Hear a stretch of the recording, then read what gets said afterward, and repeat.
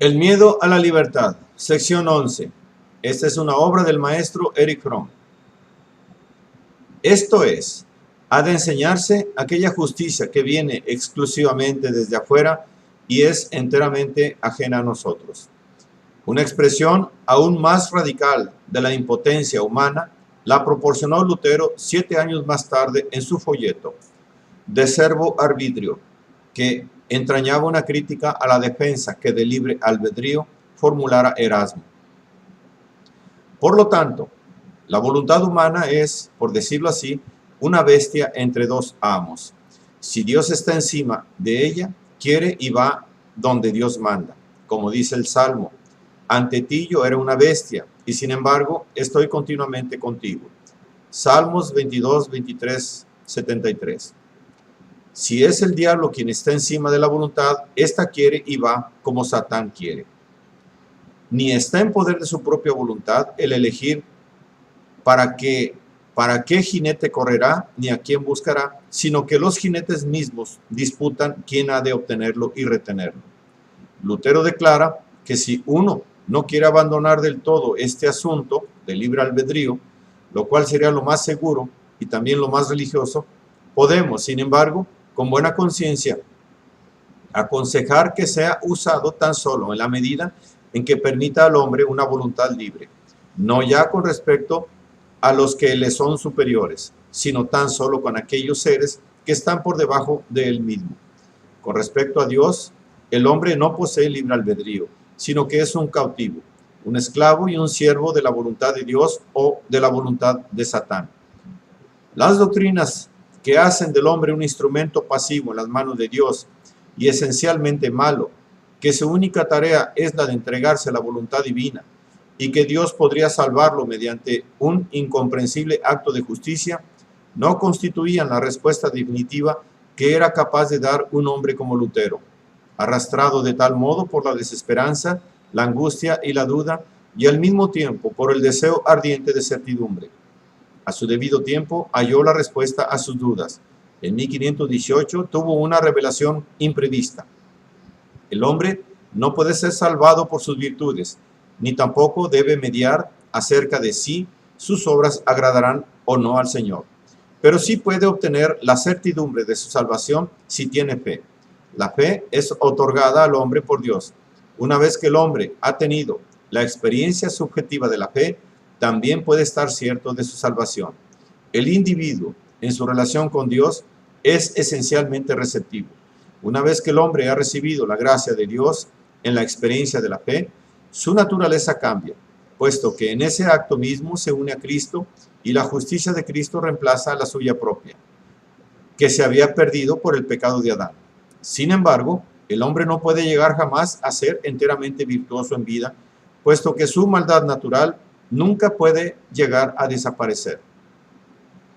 La doctrina de Lutero acerca de la fe, experimentada como sentimiento subjetivo de la salvación propia, superior a cualquier duda, podría parecer a primera vista una grave contradicción con aquel intenso sentimiento de duda que era característico de su personalidad y de sus enseñanzas hasta 1518. Sin embargo, desde el punto de vista psicológico, este cambio, desde la duda a la certidumbre, lejos de ser contradictorio, posee una relación causal.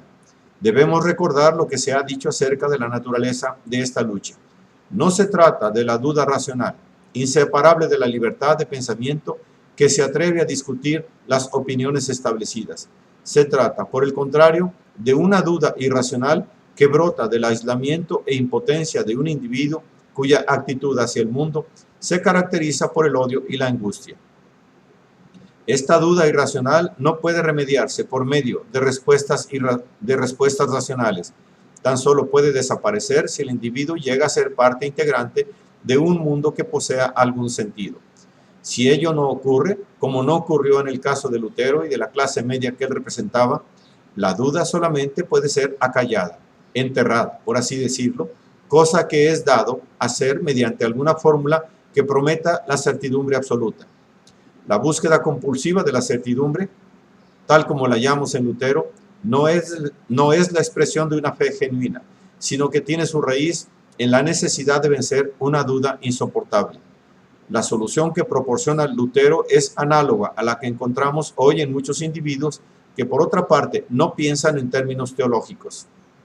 A saber, el hallar la certidumbre por la eliminación del yo individual aislado, de modo de tornarse un instrumento en manos de un fuerte poder subyugante, exterior al individuo. Para Lutero este poder era Dios, y en la ilimitada sumisión era donde buscaba la certidumbre. Pero aun cuando lograra así acallar en cierta medida sus dudas, estas en realidad nunca desaparecieron. Hasta en sus últimos días tuvo accesos de duda que hubo de dominar con renovados esfuerzos hasta llegar a la sumisión. Desde el punto de vista psicológico, la fe posee dos significados completamente distintos. Puede representar la expresión de una relación íntima con la humanidad y una afirmación de vida, o bien puede constituir una forma de reacción contra un sentimiento fundamental de duda, arraigado en el aislamiento del individuo y en su actitud negativa hacia la vida. La fe de Lutero poseía este carácter compensatorio. Es especialmente insoportable entender el significado de la duda y de los intentos de acallarla, porque no se trata solamente de un problema que concierne a Lutero y, como lo veremos pronto, a la teología de Calvino, sino que sigue siendo uno de los problemas básicos del hombre moderno. La duda es el punto de partida de la filosofía moderna. La necesidad de acallarla constituyó un poderoso estímulo para el desarrollo de la filosofía y de la ciencia moderna. Pero aunque muchas dudas racionales han sido resueltas por medio de respuestas racionales, la duda irracional no ha desaparecido y no puede desaparecer hasta tanto el hombre no progrese desde la libertad negativa a la positiva.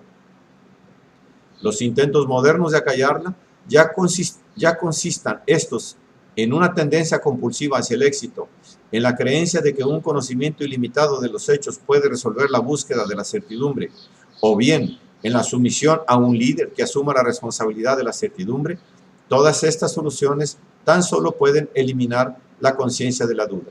La duda misma no desaparecerá hasta tanto el hombre no supere su aislamiento y hasta que su lugar en el mundo no haya adquirido un sentido expresado en función de sus humanas necesidades. ¿Cuál es la conexión de las doctrinas de Lutero con la situación psicológica en que se hallaban todos, excepto los ricos y los poderosos, hacia fines de la Edad Media? Como hemos visto, el viejo orden ya estaba derrumbado, o ya se estaba derrumbando. El individuo había perdido la seguridad de la certidumbre y era amenazado por nuevas fuerzas económicas, por capitalistas y monopolistas. El principio corporativo estaba siendo reemplazado por el de la competencia. Las clases bajas experimentaban el peso de la explotación creciente. El llamamiento del luteranismo a estas últimas era diferente del que se dirigía a la clase media.